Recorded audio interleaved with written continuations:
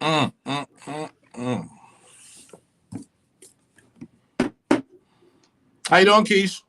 I'm good. How are you, B? I'm good. I'm good, man. Another Sunday, you're here with me. Thank Yes, you. yes, I am. Yes, I am. Let's get started. Okay. I What are heard a you piece of doing? it was a piece of hair in my mouth. Oh, you got This hair in one. your mouth. Oh, we're not even gonna do that. You know what, P? Don't I, do that. Don't do that. I I'm think it's not, from my head not saying anything. I'm or not from my saying nose. anything. I'm not saying anything. I think over the past couple of weeks, we've interviewed a couple businesses, right? We have. People that are moving, in their direction and that are taking no prisoner, right? Last week we did the week before last we did Jewel, BG. be Jewel, right? Yeah. That's a great situation, right? A great entrepreneur. And she talked about the different statuses inside of her company, Right. different places she could reach, and the people that she's able to reach because of it. So, I think that was a dope situation. It was. This week, who we got? So this week, and being as though it's Women's Month, I know we need some testosterone up in here, and we're gonna work on that Mm, for maybe the month of April. right. But we're coming in with the women again for this month. I mean, it was only right since it's Women's Month. Absolutely. I get that to you. We have one of my good friends from the city of Chester, PA. She's out of North Carolina now. She lives in North Carolina. She went to school with me, and she never came back. Yeah, why was she? She stayed in Raleigh. So her business is Lifelines Professional Services. Mm, So that's who we have today. Shamina Williams from out of Chester, PA, rocking down in the NC now. right. Um, she got a nice little southern twang to her now. What's up, Shamina? Hello, hello, hello, good people. Thank you for having me. Thank you No for doubt. coming on. We Can y'all appreciate hear me okay? Yes, it. we can. Okay, cool. So, for those that don't know you, I know you well. P doesn't know you, so we going to introduce you to P as well as anybody else that has tuned in. But go ahead and introduce yourself as well as your brand. Okay, well, again, hello. I am Shamina Williams, born and raised in Chester, graduated in 95. Hey. Left Chester to come to North Carolina to pursue my undergraduate degree. Got derailed, sidetracked, all that. Still ended up finishing before my oldest graduated school, but I've always been a lover of poetry. Um, I discovered it as a talent that I had at a very early age, and it became a therapy for me, a way for me to deal and cope with things that I found that I had to survive and overcome. And it turned into me wanting to publish a book of poetry, which turned into me wanting to also use creative writing as a form of writing therapy. I did it as volunteer work for many, many, many years, long before I even published my first book. Um, and yeah, so now I use poetry as a means for healing. And I hold one on one classes and group classes for anybody trying to work through their emotions and cope through, help cope with whatever they're dealing with, maybe struggling with if they can't get to traditional therapy or if they tried traditional therapy that doesn't work. That's where I come into play. Nice. That's definitely dope. Definitely. Because Right. P probably used some working through. Absolutely. Absolutely. But not just P. And hey Taylor, I saw that you were on. A lot of people can actually utilize, some working through their emotions. I know that, I took one of your writing classes, You did. because, first of all, you're my friend. Second of all, I'm going to support any businesses, that are within our own community. So why would I not support, your business? And it like it blew me away, to be honest. Like I really wasn't expecting what I got out of it. Thank Like I really you. wasn't expecting a therapy session. Like I'm like, okay, let me just try this out and see what it's hitting for. Right. He had me on the phone crying. I'm like, wait. This thing got deep. This is therapy here. This is therapeutic. And I really appreciate that, because I've had a few friends who have tried the classes, just to be like, but I think in the beginning, my friends have come on and like, we're going to have a conversation, like we talk. Right. But I put on a totally different hat. I love what I do. I believe there's power in what I do and how I do it. The resources that I employ. And I think it's a little different than therapy, especially when you take a writing course with me. Whatever you want to work through, whatever topic it is. And I'm not an expert on every topic, and I'm clear on what I'm good at and if you're suffering with certain, severe anxiety, I may have some tools and tricks and tips for people to use, but then I may say you need to see a licensed therapist, because that I am not. But what I do, I own it. And I think I hold space for people in a unique way to feel comfortable and walk away from a session with me with a little bit more clarity. You know what I'm saying? So I appreciate the friends who have taken one of my classes. And it's funny too, especially with it being, we're nearing, I guess, we're just in the middle of Women's History Month. But I was just thinking yesterday, I published my first book, launched my company right at the height of COVID, right? I didn't have a book signing. All of the plans that I had put in place, were totally rearranged, to get my business and the book out there. But yet I did it anyway. And I think we're so quick to move on to the next thing, the next task, whatever it is you're trying to accomplish with your business, personally, within your relationships, whatever, but we don't give ourselves enough time and credit to sit in what we've accomplished and to be like, damn, you really did that. And you did it in the middle of a damn pandemic, you know what I mean? So, and then even in that, a lot of people needed somebody to talk to. And here I was having these Zoom classes or these Google Meet classes for individuals, and people were finding me everywhere. I've served to date over 20 women, and I feel good about that, while having a 9-to-5, while still maintaining a household. And again, just to plug myself and big up myself, I don't think I do that enough. I don't think I've spoken about my book and my company enough. And then to do it here on this platform, on the city, within the city, that raised me and shaped me and molded me, it feels pretty good. That's awesome. Yeah.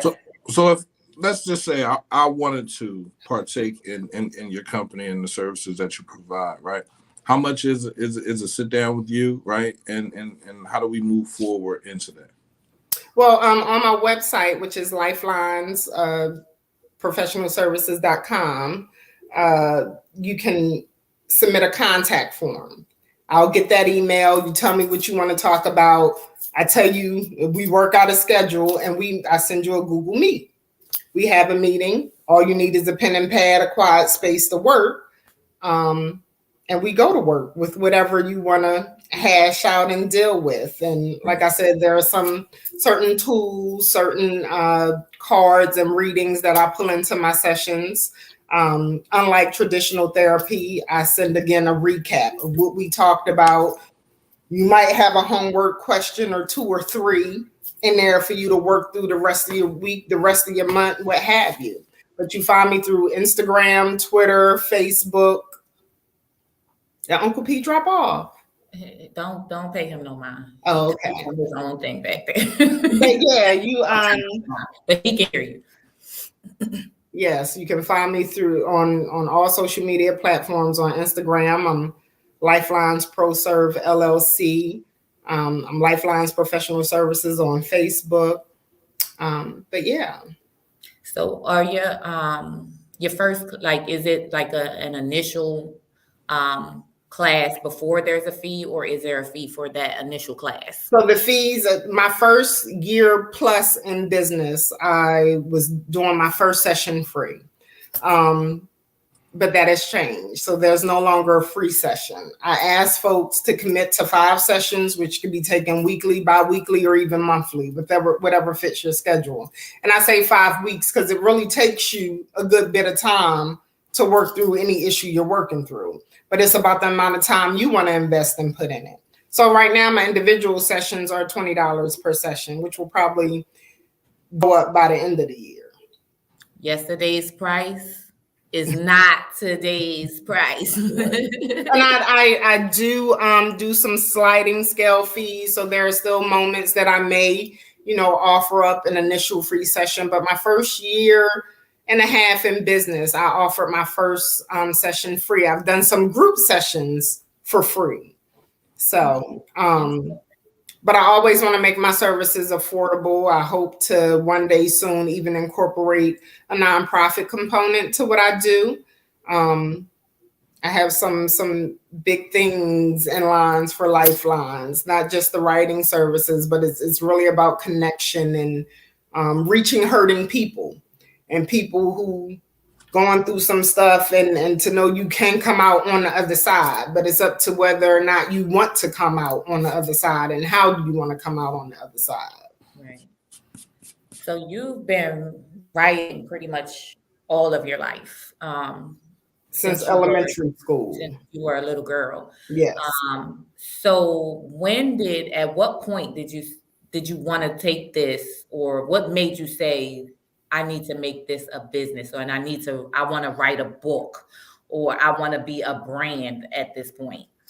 I think when I initially was doing volunteer work for a local organization here, like I said, I volunteered for several years, and I hadn't wrote poetry. I had written poetry from, again, elementary school through high school. Once I got to college, it kind of went away. I didn't write. I partied. I, partake in the true Black college experience. Right. And writing just went away. And then I stumbled upon some hardships and whatnot, and was in a library, brother across from me in the library. And I still go to the library. I still check out library books, plug in the local library, go to your local libraries. But side note, he wrote a poem. And I was like, damn, and he invited me to an open mic. I never went, but then it had me go back and search through all my old writings. And then I started writing again. And I knew I wanted to publish. I wanted to put all these pieces of me into a book. But for many years, I tell people I published, like I said, the height of COVID, right in the middle of the pandemic. And it was just so strange that most of these poems were written over 15 years ago. Some of them over 17 years ago. That's in my first the first book. But my work has evolved tremendously since then. But it was just important to me. It was like my coming of age story told through poetry. I felt it was healing. I felt that many people could read and connect. And I knew at that point that my writing just wasn't for my healing, but it was probably also for somebody else, to comfort somebody else, to say, damn, she went through all of this, but yet here she is, And that's what I did.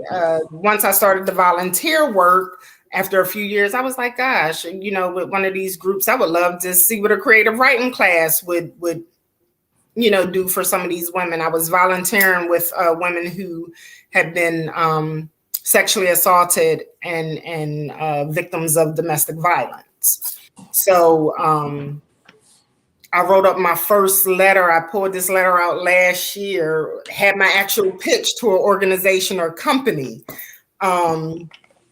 about this class, and they loved the idea. I met with the directors. I met with some of the volunteer coordinators, and ended up they paired me with the sexual assault awareness group that met there every week.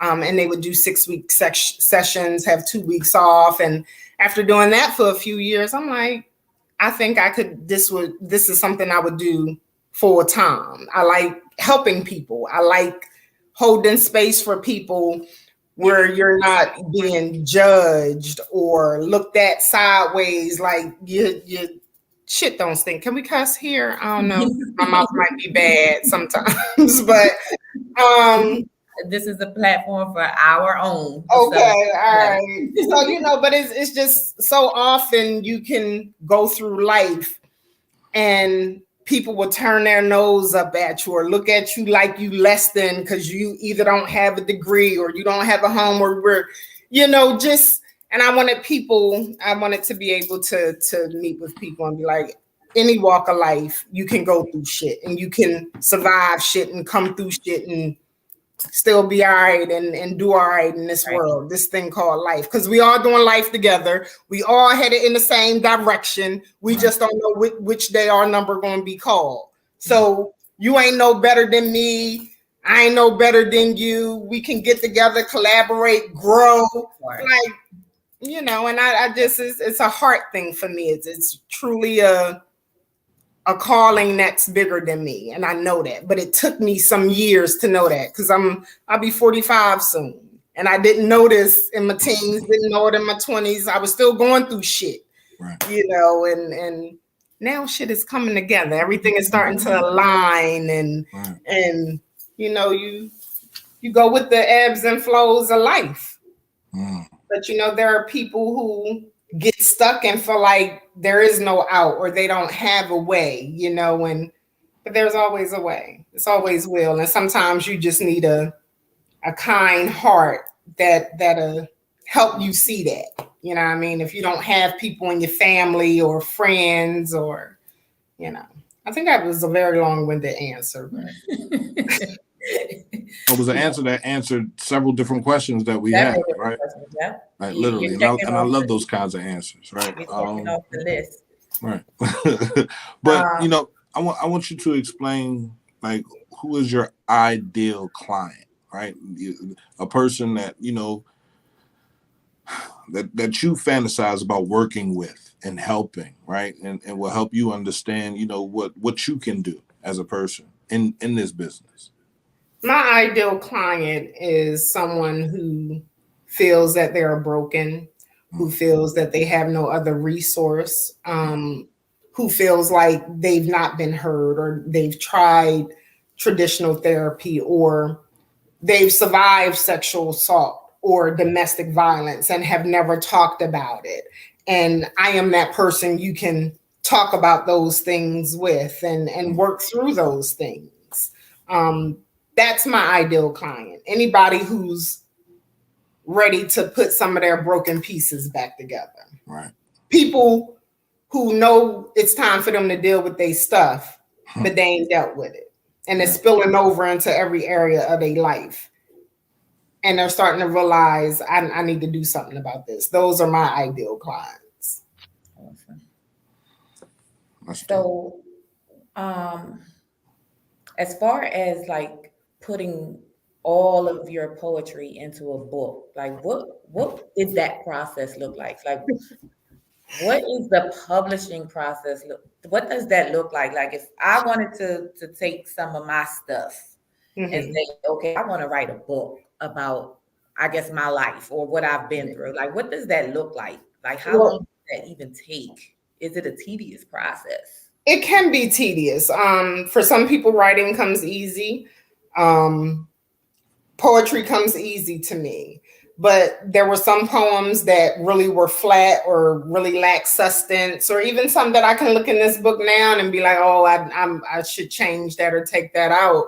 But you need a good editor, because just because something reads well to you doesn't mean it's going to read well to somebody else. And poetry is different because everybody's going to read a piece and may take something different from it, But a good editor and it's a commitment. I published through Amazon. I bought my own ISBN number, so Amazon does not own the rights to my book. And I can distribute my book in other places outside of Amazon. And then you upload the book on Ingram Spark. So once it's uploaded on Ingram Spark, you can try to get into, your local bookstores and but I publish using Amazon, and now I'm on track to do my Audible and distribute in other bookstores. But it can be, like I said, it's a time commitment. You have to research. I tell anybody, Google is your best friend.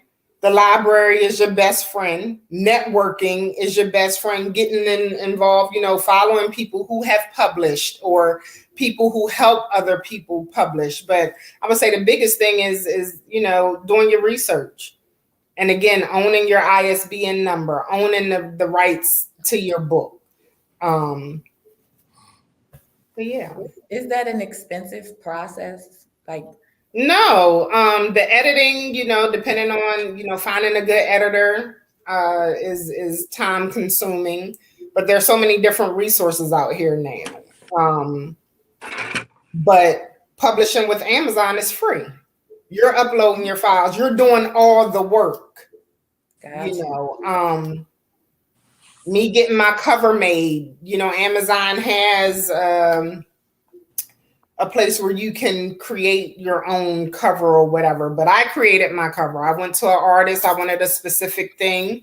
So I paid quite a few $100 for the piece of artwork that you see on the cover of my book, which I love. I have a copy as well. Yes. I don't have no copy. Well, you got to get a copy. That's why we're here. this is why we're here. Yes, you got to get a copy. I have bookmarks now that's going on the website soon. And I have T-shirts but running a business in and of itself, it's a lot when you're still working a 9 to 5. And, you can't be, I'm not a jack of all trades and I'm not great at everything. Right. You have to see where your strengths are and where your weaknesses are and where you're willing to spend money for the things that you can. And, I did my website myself and I'm still working on it. That's why some of my stuff is still not available on my website for you to purchase directly from me, because I can send you a signed copy of my book. If you hit me up, DM me, send me a message in my email. But, I just running businesses, you got to keep going and do your research. But like you said, you can get your book off of Amazon, correct? You can get it off Amazon. The ebook is free for Kindle Unlimited subscribers. You can DM me if you want a signed copy and I'll ship it.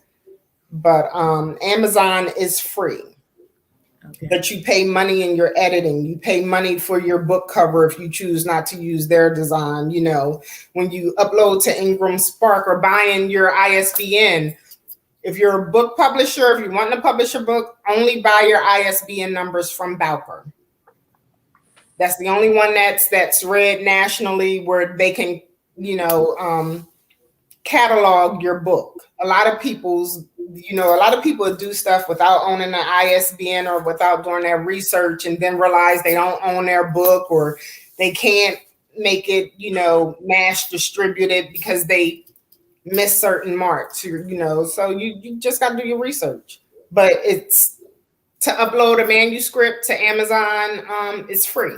It's absolutely free. What's the title of the book? Because we're talking about the book. I don't think In nobody the said the Midst of title of the Me. book. I'm sorry. The title of my book is In the Midst of Me. Poetry by Shamina Williams.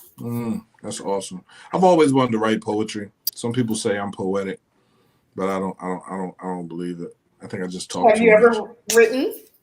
Did you? I have. I have. I've written. I've spent a lot of time sitting on a bunk and to myself. So yeah, I've written before, but I like this concept of poetic therapy, right? And I think I'm gonna take you up on a couple sessions, man, just to see how it works. For me, for someone to sit, and so I'm gonna get with you. Okay. And we're definitely gonna do this. I think a lot of people, could benefit. I know a lot of people could benefit from this service, right? Because we deal with so much negativity on a daily basis. It's hard to remain positive every day. Even for people that are positive every day, it weighs a lot on them to see other people or to deal with negativity in a positive way.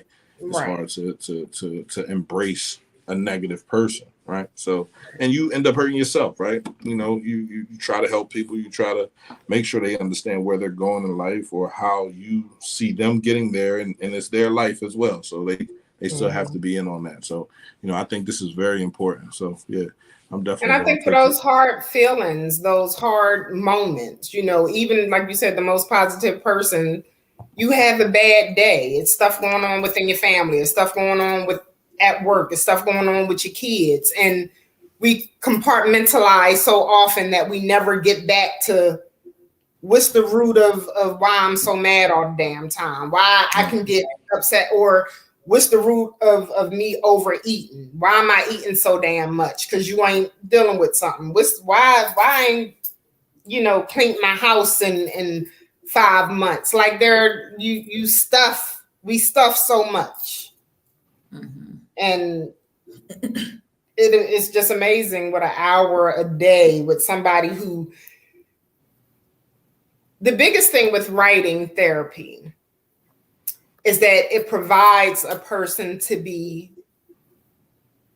it only works if you work it. You have to be willing to be 100% honest, vulnerable, and transparent with yourself. Right. Like I said, it's a session where there's no judgment on my end. I'm just trying to help you sort through what you already know and feel inside your body. You just ain't took the time to really put it out there, put it on paper to see if there's a solution. Do you feel like writing things out helps more for you than to just talk things out? Yes. In traditional like therapy sessions is more conversation as opposed to like actually sitting down and writing things down. Yes. So you feel like, you know, writing things out actually helps you get to the root cause of things and deal with right. Absolutely. Because in conversation, we're listening, but we're still listening to respond often, you know, and then you're still taking somebody else's advice, someone else's opinion into your mind. Whereas a guided therapy session, this is all you talking, right? And then I get to pause you and wait, what did you say here? Well, why do you think that is? Maybe you should spend a little time here. Mm-hmm. What is coming up for you when you, and then, oh, I didn't think about that. Well, what are you thinking? Don't talk about it, but write the thoughts that just came up in your mind when I paused you right there from just moving on to the next thing. Well, I felt like this, but then this happened, and what did it? Well, hold on, slow down. So I think it definitely, like I said, it definitely clarifies your thinking. Mm-hmm. It makes you sit and pause and to truly listen and tune into yourself, your own spirit, without taking in so much of others. And like I said, depending on certain things I hear, one of the tools I use often in my sessions is a book called Acts of Faith. I first discovered the book summer of 1994 in a program that I was in for the Black College Tour. And this book has become almost like a Bible for me. And there's so many relatable things. So when I hear somebody say something, I can read this or share that. I have these affirmation cards that I'll pull and share during this session. It's just little, and it's just amazing how something will come up and you'll take away something from it that provides you, again, just more clarity, a space for you to rest in it and not be so quick to get past it or get through it or go on to the next. Yeah, this joke done pissed me off. Now I got to go cook the kids' food. Instead of you sitting, well, he pissed me off, but why am I so pissed off? What exactly pissed me off? Right. Why did it give me such a visceral reaction? How can I maybe, you know, or somebody piss you off and you lash out, fuss them out, cuss them out? Sometimes people need to be cussed out, but not all the time. So why you cussing them out? Right? You know, so it just gives you a moment to pause and really think about some stuff that you just be rushing through, mulling over, ignoring often. Take your time. Smell the roses. Right. Yeah, I understand. Especially when so many of us don't like confrontation, or we don't like to appear weak or sad or mad, like we got all our stuff together. No, the hell you don't. None of us do. None of us do. None of us do. I was reading a book the other day, and it was saying how you judge other people is how other people judge you. So no one's life is perfect. Yeah. You know what I mean? And everybody has their things that they don't want someone else to know about that they do, or something else that they went through, or something else that they've experienced. And so, you have to be, almost, you almost have to judge people how you judge yourself, how you look at yourself, right? You can't be so judgmental and quick to tear people down. And I say it all the time, man. Like, I'm a forgiving person. I forgive everyone because I know at some point in my life, I'm going to need forgiveness, or I have needed forgiveness in the past. So I offer forgiveness because I know I've been wrong in certain situations, and I know why I've been wrong. But for me to know why someone else has been wrong, that's too deep. So I have to talk to people, and we have to have that communication. So yeah, I definitely understand that. And oftentimes forgiveness, when we talk about the word forgiveness, that's a whole nother, because forgiveness is more for you. It ain't for the other person any damn way. Right. That. It's to free up your mental space, your emotions, your capacity for shit that you don't need to hold on to anyway. Right. So the forgiveness is for you. It ain't for them. It ain't never for them. Right. That part. I don't know if Shamika is still on here, but just looking at the comments, she had asked for the name of your book. See, and I was in the chat, but I don't know if the chat is private, but it's In the Midst of Me, MIDST, and you can find it on Amazon. You can also go to my website, my Instagram. Or you can find her directly from Mind Our Own Businesses. Yes, I am also listed in the directory. So you could get right to her website directly from Mind Our Own Businesses, or you could plug in her website or shop Amazon for her book. So going back, you had stated that, you had started your business in the midst of the pandemic. And I know that had to be a challenge all in and of itself. Yeah. But what other challenges did you face in starting your business and creating the Lifelines brand? I guess the biggest challenge was the content creation, the social media part of running. That's all the package too. And some people are very good at it. And maybe I overthink, or I don't know, but you take in so much information, right? So you should be on Instagram, you should be on Pinterest, you should be on Facebook, you got to be in here and there, you got to be on Clubhouse, you got to be on Discord.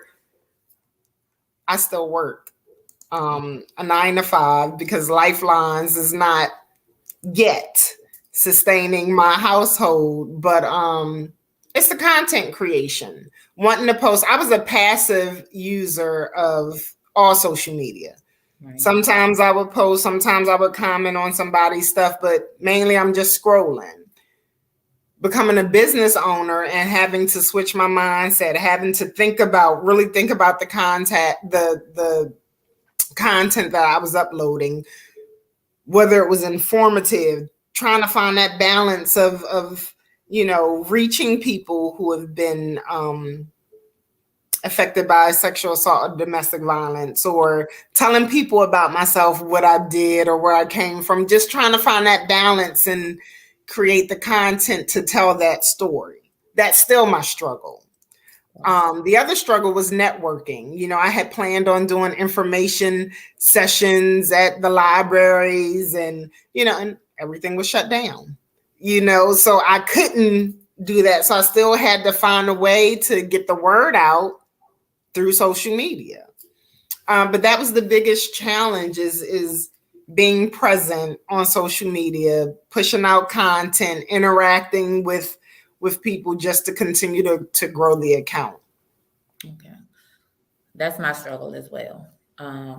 Social media content, planning out content, right, creating the content in and of itself there. So that's one of my struggles as well. Probably will always be until I get enough money to hire somebody else to manage my social media platform. But we're doing it. We're still doing it. And I see you out here.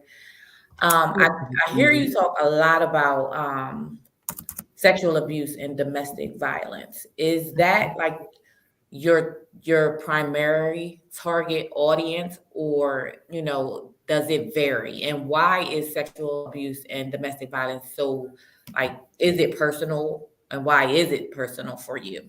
Okay. It is personal for me. I was someone who survived childhood sexual assault.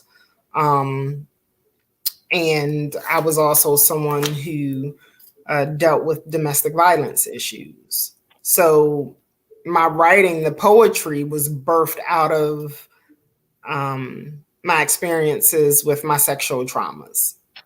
And it just grew. And then I had my first domestic abusive relationship when I was almost 15 years old. So, and then had a few more. So they all were catalysts to my writing. Like I said, I didn't know anything about therapy for so long, even with the sexual abuse. I never shared it with anybody coming up. But it all came out in my writing. And certain behaviors was also showing up in my relationship. So it wasn't until I found myself in therapy some years later that I realized it was a lot that I had suppressed. Even though I was writing a good bit of it and purging a lot, I still hadn't fully dealt with a lot of stuff that had happened in my life. But my poetry was birthed first out of my sexual assaults that I experienced. Gotcha. You threw me off. I lost my whole train of thought. I had a whole I'm sorry, you was asking about reaching. So are those type of clients or people that have been through those type of traumas more so your target? They are my target. Survivors of sexual assault and domestic abuse are definitely my target audience. But I have worked with women, and there's not been many. It's sad to know how many people have been affected by one or the other, or both. Right. And at such early ages, and even in this country today, when I think about Black girls that go missing, or human trafficking, it's still such a problem in our society. Right. I just read an article about a man, I think the man was in his 60s, arrested in Georgia, who had been molesting generations of families. I saw that. And I do talks from time to time on my Instagram about removing the veil. Everybody doesn't have to talk about their experiences. Everybody doesn't feel the need to dredge up things from their past. They think it does more hurt than, good. For some people, the trajectory of your life, the habits of your life will not change until you start dealing with some of this shit. Because I done said shit a lot of times. But it's okay. In this show today, but you'll be amazed at how your traumas affect every area of your life, your decision making, how you spend your money, how you wear your clothes, how you think about your body. It affects every aspect of your life. So for people who want to do better, work on their character, continue to learn, continue to grow, those are the people who typically want to look back in their past and acknowledge some things and come come to terms and grips with some of their stuff. But everybody doesn't want to do that. Right. Yeah. I mean, a lot of people think that therapy is like dumb. I've heard people say, like, Why am I going to pay somebody else to tell me what I need to do? Like, And I so, know what I need to do. Clearly, you don't. but therapy isn't always, it's not just even about being told what to do because you know what to do it.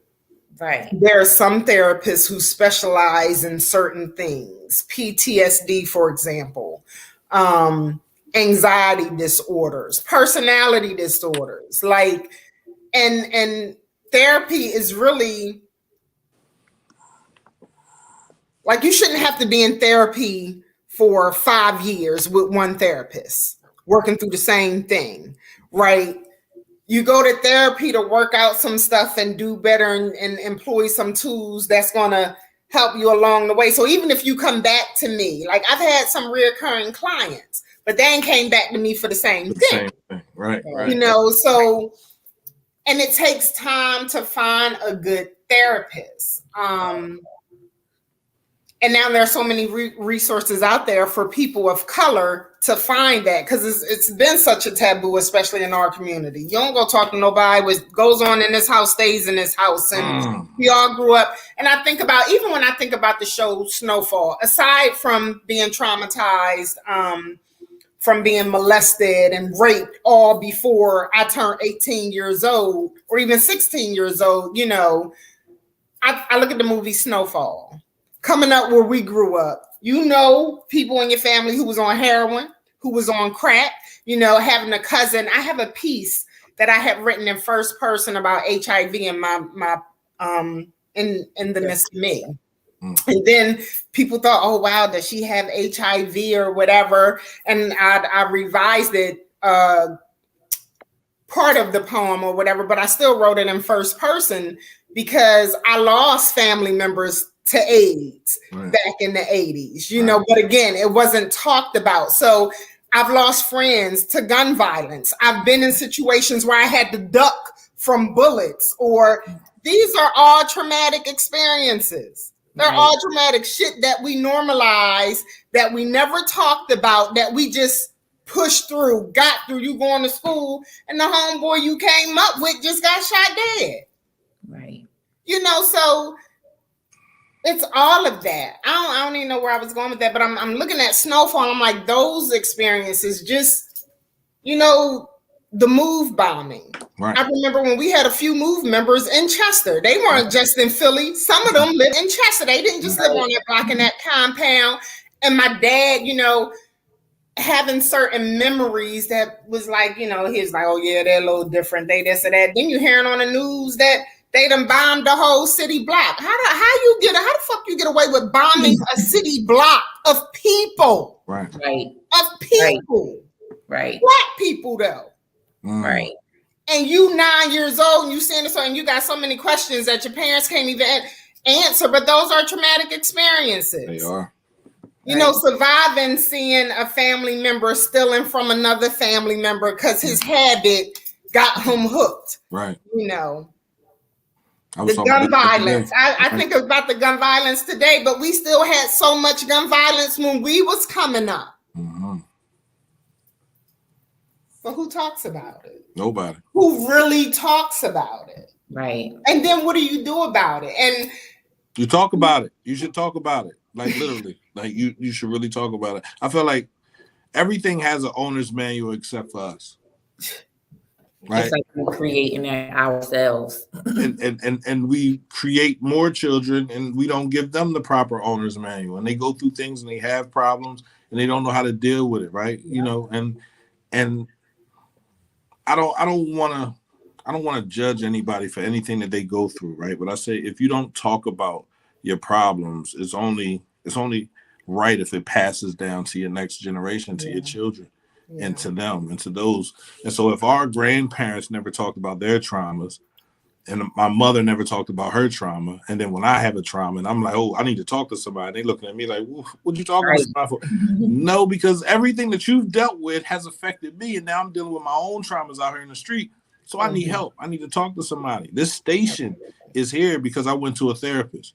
You know what I mean? I talked to a therapist and he asked me what I wanted to be when I grew up. I said, I'm 36. What you mean what I want to be, right? Like, I'm grown. He's like, no, you're not. You're still 16. You're still that young man out there on the street selling those drugs, because you found money. So you didn't have to grow. You didn't have to evolve. You didn't have to challenge yourself. I want you to find out what you wanted to be when you grew up and challenge yourself to become that.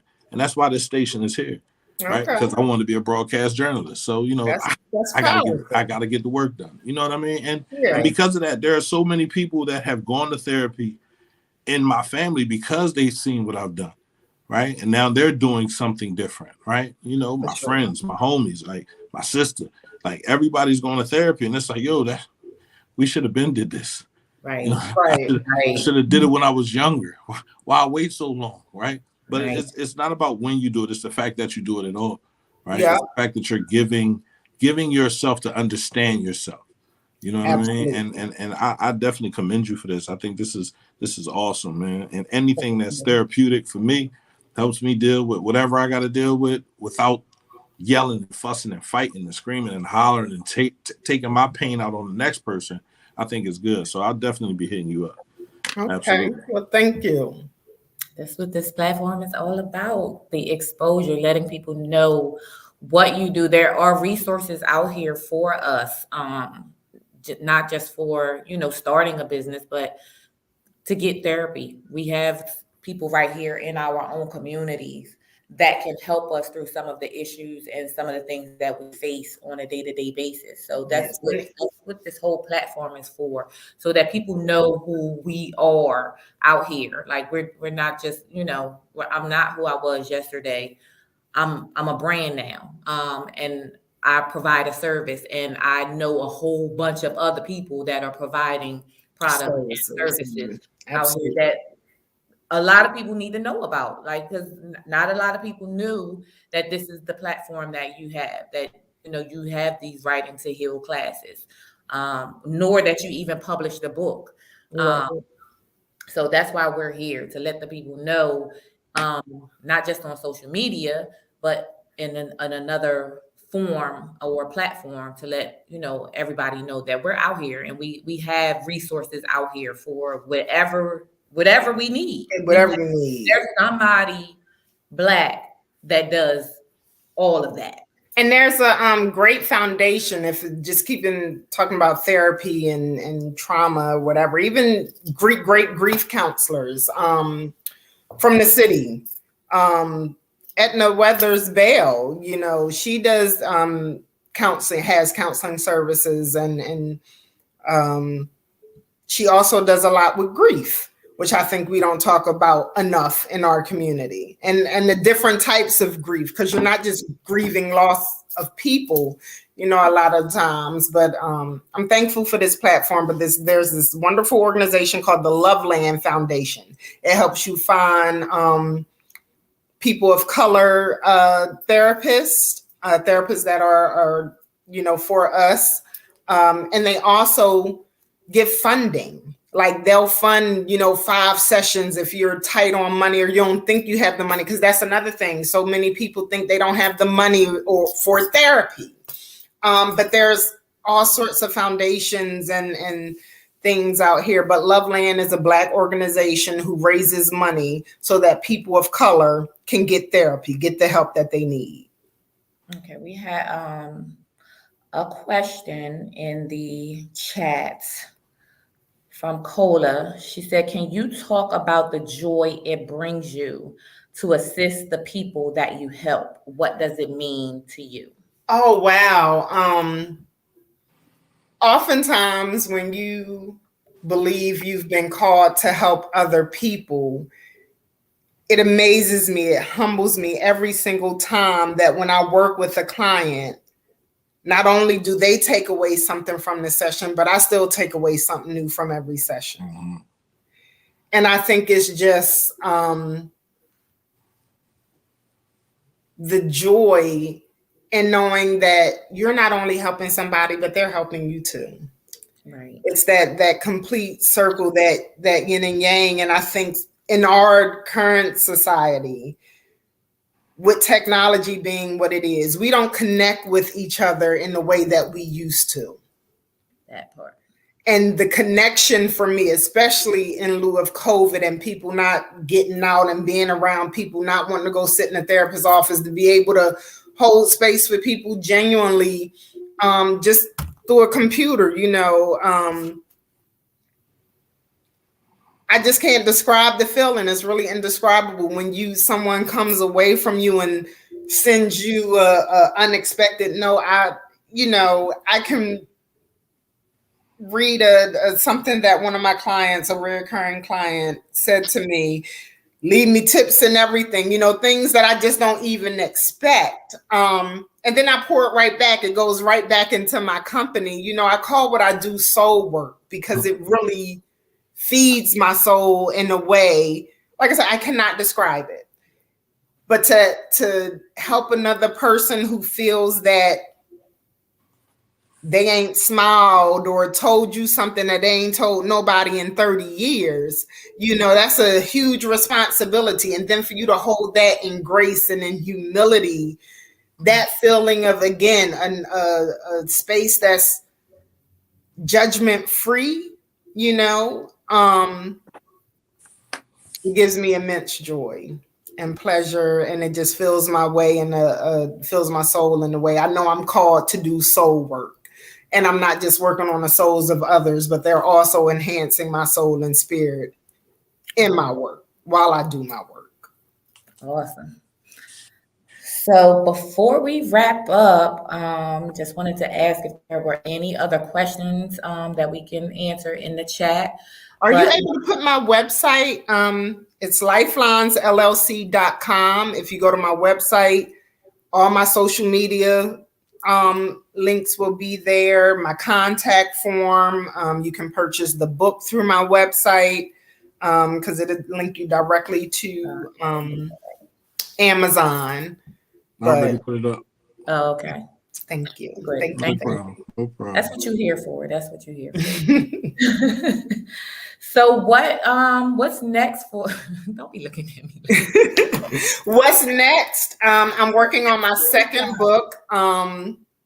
It's going to be some poetry and short stories, but it's chronicles of a hopeful, romantic, and serial dater. Three rings and no wedding. So this is going to be a lighter book about my dating life and trying to date while raising children and trying to date with my craziness, not living in response to my traumas, but how you see me take that and me start owning my mess, and yeah, so that's a fictional book or is it an autobiography? Like what's No, it's definitely fictional. Nonfiction. It's nonfiction, and like I said, it's poetry, and it's based primarily on my dating experiences, not any of my friends or whatever. But I'm gonna tell some stories. Shit gonna be funny. Some of them y'all heard before. Some of them you probably like, yo, she crazy. But it's gonna be out there. It's gonna be fun, lighter, but it's just that loving life and dating and trying to keep it all together while dealing with your stuff. But yeah. It'll be a much lighter book than my first one. And like I said, I have T-shirts and bookmarks that'll be uploaded soon and greeting cards. I'm finalizing my greeting cards now. You'll be able to, I love the image of my book. So that'll be like, I'm doing postcards also. Because I still send handwritten notes and cards to folks. So I don't want to lose the art of writing with pen and paper. So I still do a lot of that. That's awesome. Y'all make sure y'all get out here and support her. Where can we find you other than Mind Our Own Businesses? Just go to lifelinesllc.com. Okay. And from there, you can get to my Instagram, my Facebook, my Pinterest, because I'm very active on Pinterest, also Twitter. But yeah. All right. So again, she gave you all of the handles. You can also find her at www.mindourownbusinesses.com. She is listed in the directory. Make sure you get your businesses listed as well, so you can find her directly from the directory to go directly to her site.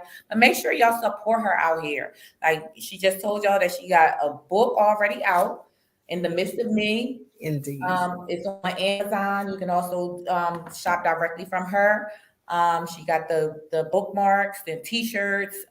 So any form of support, and share her stuff. And I'm doing more. I have to do better at networking. Like I said, COVID kind of threw a monkey wrench in everything, and I'm not the best at networking. Maybe I have to stop saying that. But so I have a couple events that I'll be doing locally. I hope to do the business bazaar soon. If I don't make this summer, it'll be the one after that, but planning to do that. But definitely more networking. I do speaking engagements, any kind of community events. You can hit me up. All right. So there you have Thank it. y'all. You're so welcome. Thank you. I have to see pride in the house. Pride. Pride in the building. So thank you so much for joining us today on the Find Our Own Business Show. Continue to tune in. We'll be back. We're here every other Sunday. We're continuing with another woman in business for to close out the Women's Month at the end of March with tailor-made behavioral services. So we're still going to continue to deal with mental health. We're going to drill this in until everybody, starts to seek the help that they need.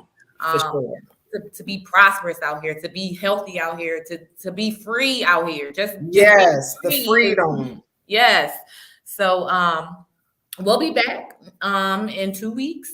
Well, yeah, in 2 weeks on March 27th with Tailor Made. Thank you again, Shamina, for joining us. Thank y'all. Thank you, Uncle P. The bazaar is coming up in the summer. The date has already been circulated for June the 11th. So save the date.